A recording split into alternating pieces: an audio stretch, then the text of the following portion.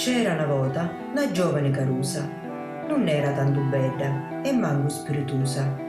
Aveva 18 anni e i suoi sogni erano grandi.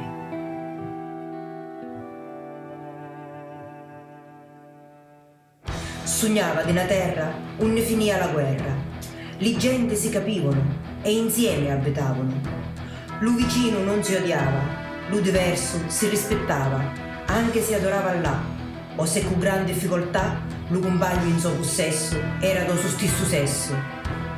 La pelle non aveva colori e de cose da natura nessuno ne abusava e ognuno ne godeva. Quello popolo governava, le leggi rispettava, non costruiva castelli ma pensava ai poveretti. Non c'erano partite con belle stemme e morte e manco poliziotti che si chiangevano morte.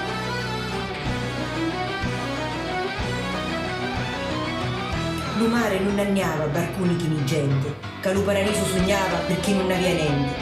I piccirilli giocavano dei parchi più sicuri, i giovani non si giocavano e non c'erano spacciatori. La famiglia era sostenuta e di tutti ben voluta, lo travaglio non mancava, più comunità aveva. Oggi, da cara Carusa, che era tanto speranzosa, fece 40 anni ieri e tagliando si annarrere scopre che dei sogni do passato manco uno s'ha avverato, anche se si è sforzato di cangiare sto bello mondo onde non nasce quadrato, non può morire rotondo.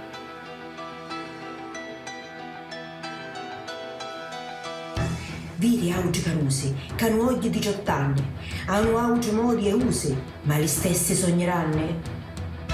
La Carusa, che ora è donna, spera e si illude ancora, prima che diventa nonna, che sti giovani di ora qualche cosa vogliono fare per aiutare il mondo a cangiare e non solo a messaggiare con l'amico di cuore mentre fuori la gente muore.